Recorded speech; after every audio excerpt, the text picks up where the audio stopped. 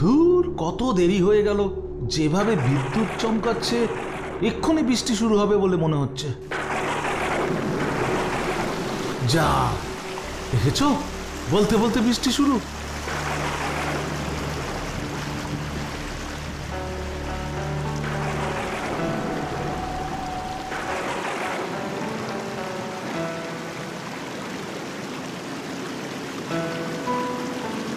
এই ফাঁকা গেস্ট হাউসে পিয়ানো বাজাচ্ছে কি?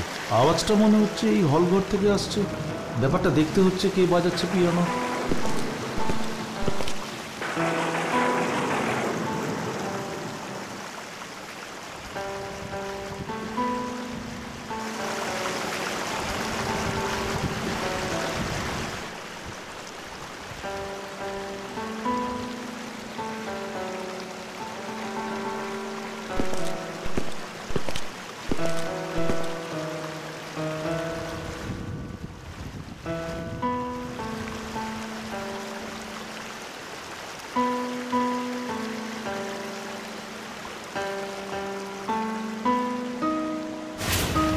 কি, এখানে তো কেউ নেই। পিয়ানোটা নিজে থেকে বাজছে। হ্যাঁ, এইসব কি হচ্ছে? এ তো অবিশ্বাস্য। কি বুটের শব্দ?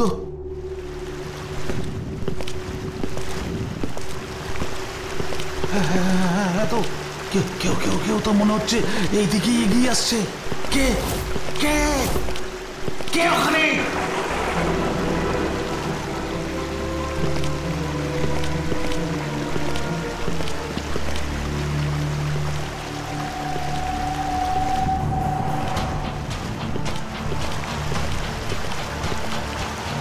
Oh my God! একজোড়া শিকারী জুতো এদিকেই আসছে। শুধু একজোড়া জুতো, আর কিছু তো দেখতে পাচ্ছি না। হা ভগবান, হে আমি কোথায় এসে পড়লাম? আমাকে এক্ষুনি এখান থেকে পালাতে হবে।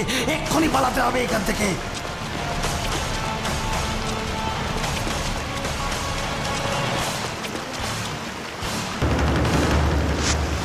আরে ওই তো গেস্ট হাউসের কেয়ারটেকার গোপাল বাবু। এই বৃষ্টিতে ও এখানে দাঁড়িয়ে আছে কেন? কি গোপাল বাবু, আপনি এইভাবে বৃষ্টিতে ভিজছেন কেন? না, আসলে ইন্দ্রনীল বাবু, আমি দূর থেকে দেখলাম আপনি ছুটে ঘর থেকে বেরিয়ে আসছেন, তাই ভাবলাম কি হলো। ভাবলাম বাবু আপনাকে কি এমন বললেন যে এইভাবে দৌড়ে চলে এলেন। বাবু? কে বাবু? বাবু মানে এই গেস্ট হাউসের মালিক ভাস্কর সেন। ভাস্কর সেন এই গেস্ট হাউসের মালিক? কিন্তু কি ওনার সাথে আপনার কথা হয়নি ওই বাড়ি ভাড়ার টাকা পয়সার ব্যাপারে? না না না, কোনো ভাস্কর সেনের সঙ্গে আমার দেখা হয়নি, আর কোনো কথাও হয়নি। তাহলে এমন কি হলো ইন্দ্রনীল বাবু যে আপনি এইভাবে ঘর থেকে দৌড়ে বেরিয়ে এলেন বৃষ্টির মধ্যে? বলুন না কি হলো? কি হলো মানে, দেখলাম একজোড়া জুতো ওই করিডোর দিয়ে হেঁটে আসছে। কোনো শরীর নেই, শরীরবিহীন একজোড়া জুতো। জুতো? Oh my God! এ তো ফায়ারিং এর শব্দ। ধুলগুড়িতে ঘর দেখতে এসে এরকম বিপদের মধ্যে আমাকে পড়তে হবে ভাবতেও পারিনি। আবার গুলির শব্দ। না না না না না না না না, আর এক মুহূর্ত এখানে নয়। এই বৃষ্টির রাতে কোথায় যাচ্ছেন ইন্দ্রনীল বাবু? ইন্দ্রনীল বাবু, আপনি যাবেন না। ইন্দ্রনীল বাবু, যাবেন না।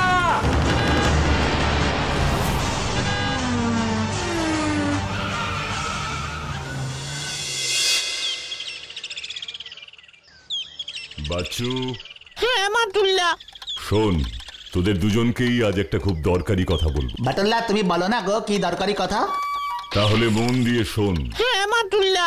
পড়াশোনাটা যেমন আমাদের প্রতিদিন মন দিয়ে করতে হবে, তেমনি নিজেদেরকে পরিষ্কার পরিচ্ছন্ন রাখার ব্যাপারেও আমাদের মন দিতে হবে। মানে আমি বলতে চাইছি, রোজ নিয়ম করে দুবেলা ব্রাশ করা, বাইরে থেকে এলে ভালো করে সাবান দিয়ে হাত ধোয়া, কাশি পেলে অবশ্যই রুমাল ব্যবহার করা। সঙ্গে যদি রুমাল না থাকে তাহলে কি কাচতেও পারবো না? গুড কোয়েশ্চেন বিচ্ছু। সত্যিই যদি রুমাল সঙ্গে না থাকে তাহলে আমরা আমাদের হাতের কনুইটা দিয়ে নাক আর মুখ ঢেকে কাশবো। এগুলো কিন্তু একেবারেই হালকাভাবে নিলে আমাদের চলবে না, বুঝেছিস? কারণ নিজেকে ও অপরকে সুস্থ রাখতে আমাদের এই সব নিয়ম খুব মন দিয়ে মেনে চলতে হবে। মনে থাকবে? মনে তো রাখতেই হবে বাটুল্লা, তা না হলে তুমি তো আবার শাস্তি দেবে। শাস্তি? আমি আসতে পারি বাটুল বাবু? আপনি? মানে আপনাকে তো ঠিক চিনতে পারলাম না। আমি ইন্দ্রনীল লাহিড়ী, ধুলগড়ি থেকে আসছি বাটুল বাবু। ধুলগুড়ি? সে তো অনেক দূর। বসুন। এবার বলুন ইন্দ্রনীল বাবু, কি হয়েছে? আসলে আমার ছেলে কুশল অনেকদিন ধরে বায়না করছিল ঘুরতে যাবার জন্য। তা কোথায় যাব ভাবতে ভাবতে ধুলগড়ির কথা মাথায় আসে। তারপর? ভাবলাম ধারে কাছে আছে স্বাস্থ্যকর জায়গা। তারপর গতকাল ধুলগুড়ি গেস্ট হাউসে গিয়েছিলাম 2-3 দিনের জন্য ঘর ভাড়ার ব্যাপারে কথা বলতে। ধুলগুড়ি গেস্ট হাউসে গিয়েছিলেন ঘর ভাড়ার ব্যাপারে কথা বলতে? হ্যাঁ বাটুল বাবু, ঘরদোর দেখা হয়ে যাওয়ার পর বাড়ি ফিরবো এমন সময় হঠাৎ শুনতে পেলাম। কি শুনতে পেলেন ইন্দ্রনীল বাবু? একটা পিয়ানোর শব্দ। এই ফাঁকা গেস্ট হাউসে পিয়ানো বাজাচ্ছে কি? ব্যাপারটা দেখতে হচ্ছে, কে বাজাচ্ছে পিয়ানো। হ্যাঁ, হ্যাঁ, হ্যাঁ, কি বুটের শব্দ? হ্যাঁ, হ্যাঁ, হ্যাঁ, হ্যাঁ, তো কেউ কেউ কেউ কেউ তো মনে হচ্ছে এইদিকে এগিয়ে আসছে। আরে ওই তো গেস্ট হাউসের কেয়ারটেকার গোপাল বাবু। এই বৃষ্টিতে ও এখানে দাঁড়িয়ে আছে কেন? ওরে বাবা, মানুষ ছাড়া পিয়ানো বাজছে, পা ছাড়াই জুতো হাঁটছে, তারপর আবার ফাঁকা বাড়িতে গুলি ফাটছে। এ গেস্ট হাউস না ভুতুরে বাড়ি গো? আমার তো শুনেই ভয়ে ধুকপুক করছে বুক। ভয় আমারও কিছু কম হয়নি, আর তাই তো গাড়ি নিয়ে সোজা চলে এসেছি আপনার কাছে বাটুল বাবু। কেসটা সত্যি খুব ইন্টারেস্টিং ইন্দ্রনীল বাবু। তার মানে আপনি কেসটা নিচ্ছেন বাটুল বাবু? অবশ্যই, আপনি নিশ্চিন্তে বাড়ি যান। আমরা কালকেই ধুলগুড়ি যাব। আমি আপনাকে সব কিছুর ব্যবস্থা করে দিচ্ছি।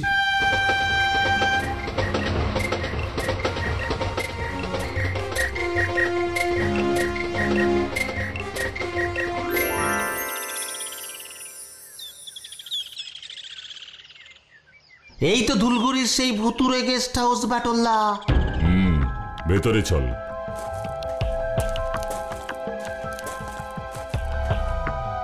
নমস্কার, আমি এই গেস্ট হাউসের কেয়ারটেকার গোপাল বারিক। তা আপনারা বুঝি এই ধুলগুড়িতে ঘুরতে এসেছেন? হ্যাঁ, গেটে টু লেট লেখাটা দেখেই ভেতরে এলাম। 2 দিনের জন্য আমাদের এই গেস্ট হাউস ভাড়া চাই। ভাড়া চাই, কিন্তু কর্তাবাবু তো নেই, তাই কার সাথে ভাড়ার ব্যাপারে কথা বলবেন তাই ভাবছি। কর্তাবাবু নেই মানে? উনি কোথায় গেছেন? উনি তো বিদেশে থাকেন।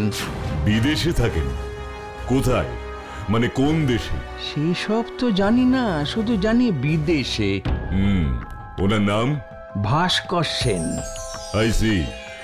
ঠিক আছে গোপাল বাবু, মিস্টার সেন যখন বিদেশেই আছেন তখন আপনিই আমাদের এই গেস্ট হাউসে থাকার ব্যবস্থা করে দিন। বলছিলাম কি, এই আকাশের যা অবস্থা তাতে রাতে বৃষ্টি হতে পারে, তাই। হ্যাঁ, তাই তো আমরা এখানে থাকতে চাইছি গোপাল বাবু, যাতে রাতে আমাদের কোনো অসুবিধে না হয়।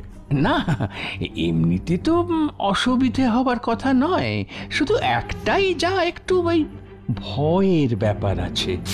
ভয়? কিসের ভয়ের কথা আপনি বলছেন? এই গেস্ট হাউসের আগের মালিক রতিকান্ত বাবু রাতে বৃষ্টি হলে এখানে আসেন, আর এসে যদি আপনাদের দেখেন তো কি হবে আমি জানি না। রাতে বৃষ্টি হলে এখানে আসেন মানে? মানে শুধু এই বৃষ্টির রাতেই রতিকান্ত বাবুকে এই গেস্ট হাউসে দেখা যায়। ভাগ্য ভালো থাকলে ওনার সাথে আপনাদের দেখা হয়ে যেতেও পারে। গুড, তাহলে তো আমাদের আজ রাতটা এখানে থাকতেই হবে গোপাল বাবু। ভালো কি খারাপ সেটা আপনাদের ব্যাপার বাটুল বাবু। আমার মনে হয়েছিল এই কথাটা আপনাদের বলা প্রয়োজন, তাই বললাম। না, বলেছেন, ভালোই করেছেন। তাহলে আপনারা আসুন আমার সাথে। চলুন। লক্ষ্য করেছো বাটুল্লা, আমরা ঘর ভাড়া নেব শুনে ওই গোপাল বাবুর মুখটা কেমন বাংলার পাঁচের মতো হয়ে গেছিল। আমার তো লোকটাকে একদম সুবিধার মনে হচ্ছে না বাটুল্লা। যখন ওই রতিকান্ত বাবুর বৃষ্টির রাতে আসার কথা বলছিল তখন ওর চোখটা দেখেছিলে কেমন ভূতের মতো লাগছিল না? তোরা চুপ কর। শোন, গোপাল বাবু ইচ্ছে করেই আমাদের ভয় দেখাতে চাইছিল। কেন গো? সেই প্রশ্নের সঠিক উত্তর আমার কাছে এখন নেই, কিন্তু আমার মন বলছে আসলে গোপাল বাবু চায় না কেউ এখানে থাকুক। কেন? কারণ এই বিশাল গেস্ট হাউসের সমস্ত সুখ সুবিধে উনি একাই ভোগ করতে চান। ভাস্কর সেন বিদেশে থাকায় ওর আরো সুবিধে হয়েছে। সে তো বুঝলাম, কিন্তু গেস্ট হাউসের আগের মালিক ওই রতিকান্ত বাবুর বৃষ্টির রাতে এখানে আসার ব্যাপারটা তো কিছু বুঝলাম না। কেন আসেন উনি, কি চান? সেই প্রশ্নের উত্তর হয়তো আমরা আজ রাতেই পেয়ে যাব, কারণ বাইরে বৃষ্টি হচ্ছে। নে, তোরা শুয়ে পড়।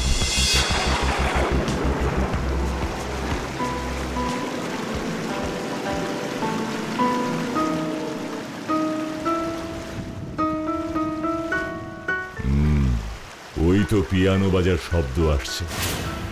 এবার আমাকে সব দেখতে হবে, দেখি এরপর কি হয়।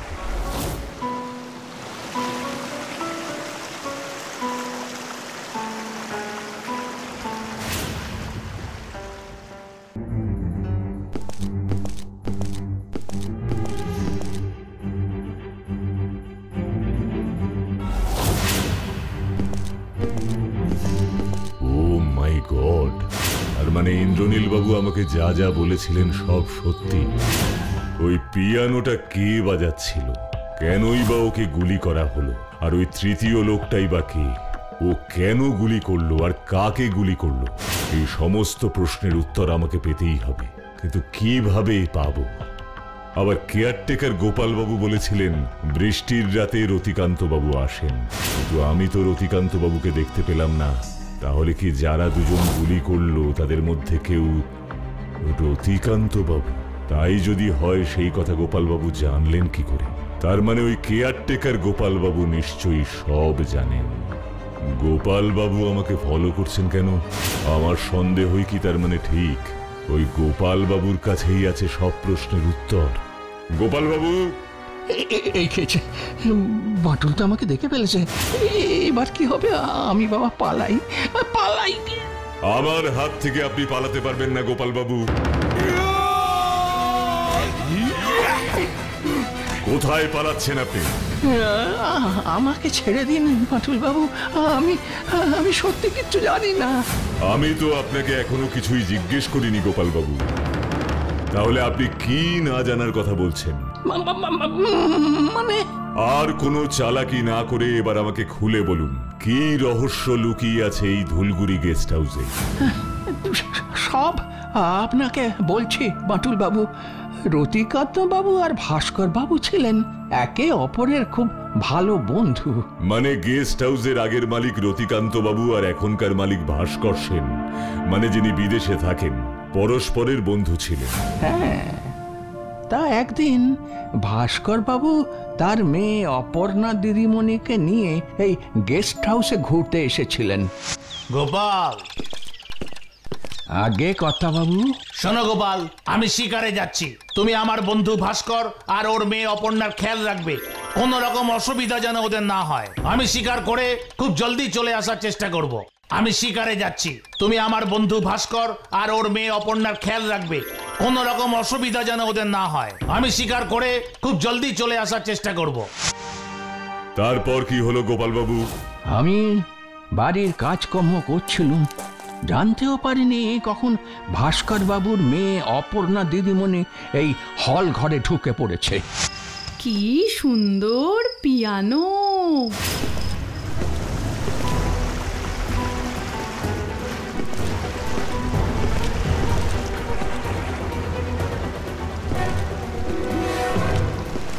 আমার স্ত্রী সুনয়নার পিয়ানোতে হাত দেবার সাহস কি করে হলো তোর? পিয়ানো বাজানোর খুব শখ, তাই না? এখনই তোর শখ আমি বের করছি।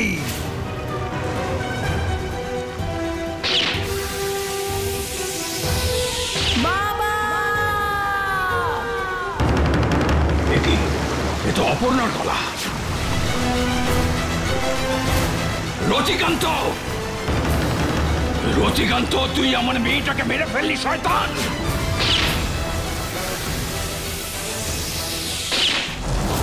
তার মানে নিজের মেয়ে অপর্ণাকে মারা যেতে দেখে ভাস্কর সেন আর মাথা ঠিক রাখতে না পেরে রেগে গিয়ে রতিকান্ত বাবুকে গুলি করে হত্যা করেন। এটা তো পরিষ্কার হলো, কিন্তু বৃষ্টির রাতে রতিকান্ত বাবুর আসার ঘটনাটা এখনো পরিষ্কার হলো না। আরো একটা ব্যাপার আমি জানতে চাই গোপাল বাবু। কি ব্যাপার? এই হত্যা করার পরেও ভাস্কর বাবু এই গেস্ট হাউসের মালিক হলেন কিভাবে, যেখানে এই হত্যার জন্য ওনার শাস্তি হওয়া উচিত ছিল? তার মানে পুলিশ কি এই হত্যার খবর পায়নি?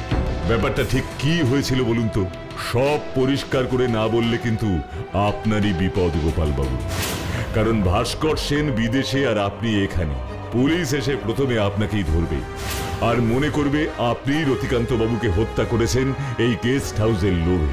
না না না বাটুল বাবু, আমি আপনাকে সব বলছি। রতিকান্ত বাবু মরে যাবার পর ভাস্কর বাবু আমাকে বলল, শোনো গোপাল, পুলিশ যদি সব জানতে পারে তাহলে আমার জেল হবে। তার চেয়ে আমি তোমাকে একটা প্ল্যান দিচ্ছি, যাতে তোমারও লাভ আর আমারও লাভ।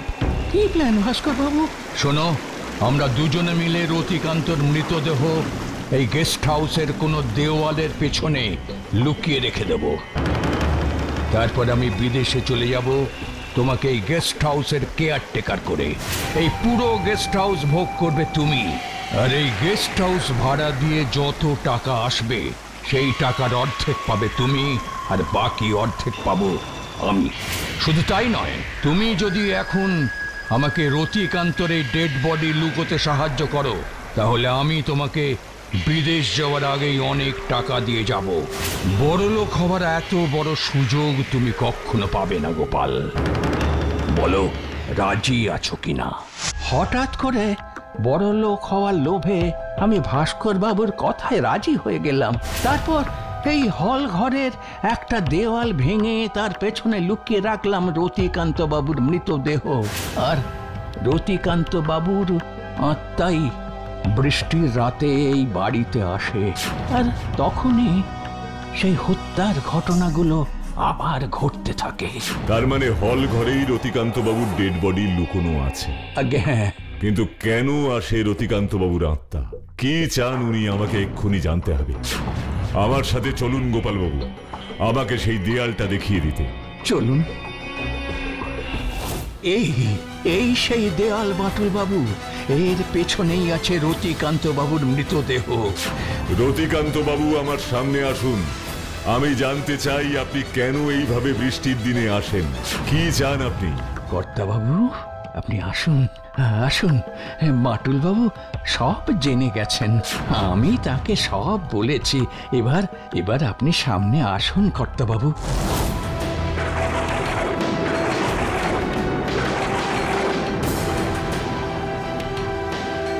বাটুল, আমি মুক্তি চাই। আর শোনো বাটুল, আমার আত্মা সেই দিনই শান্তি পাবে যেদিন ভাস্কর সেন শাস্তি পাবে। অপরাধীকে শাস্তি দেওয়াই তো আমার কাজ রতিকান্ত বাবু। ভাস্কর সেন বিদেশে পালিয়ে থাকলেও আমি আজই পুলিশকে বলে ওনাকে এই দেশে ধরে নিয়ে আসার ব্যবস্থা করছি। দেশের বিচার ব্যবস্থার হাত থেকে কোনো অপরাধী পালাতে পারে না। এবার সেটাই আমি প্রমাণ করব। আমি জানি এই কাজ একমাত্র তুমি করতে পারো বাটুল। আর শোনো, ভাস্করের শাস্তি হবার পর আমার কাছে আসতে ভুলবে না। তোমাকে একটা বিশেষ কথা বলবার আছে বাটুল। বলুন, কি বিশেষ কথা? সেটা আমার কাছে আবার যখন তুমি আসবে জানতে পারবে।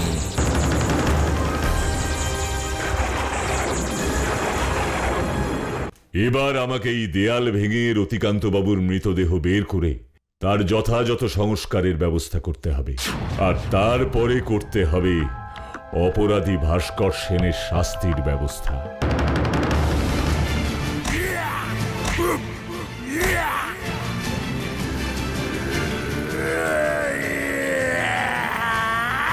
বাটুল,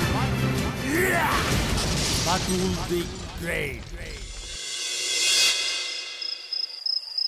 আপনার কথা মতন আমরা চলে এসেছি রতিকান্ত বাবু। এবার বলুন, আপনার কি বিশেষ কথা আমাকে বলার আছে? বাটুল, আমার স্ত্রী সুনয়নার পিয়ানোটা তুমি এই গেস্ট হাউস থেকে নিয়ে যাও। কোথায় নিয়ে যাব? এই ধুলগড়ির উত্তর দিকে একটা চার্চ আছে, সেখানে তুমি এই পিয়ানোটা নিয়ে যাবে। আর ফাদারকে বলবে রতিকান্ত বাবু এটা চার্চকে দিয়েছেন প্রার্থনার সময় বাচ্চা বাচ্চা ছেলে মেয়েরা যাতে এই পিয়ানোটা বাজিয়ে প্রভু যিশুর আরাধনা করতে পারে। আমি আর কিছু চাই না বাটুল। কিন্তু পিয়ানোটা তো আপনার স্ত্রীর খুব প্রিয়, অন্য কেউ বাজালে আপনার রাগ হবে না? শোনো বাটুল, রাগ আর লোভ এই দুটোই মানুষের খুব বড় শত্রু। ওই রাগের জন্যই আমি গুলি চালিয়েছিলাম অপর্ণাকে, আর ভাস্কর গুলি করেছিল আমাকে। আর টাকার লোভে গোপাল আমার মৃতদেহ লুকিয়ে রেখেছিল দেওয়ালের পিছনে।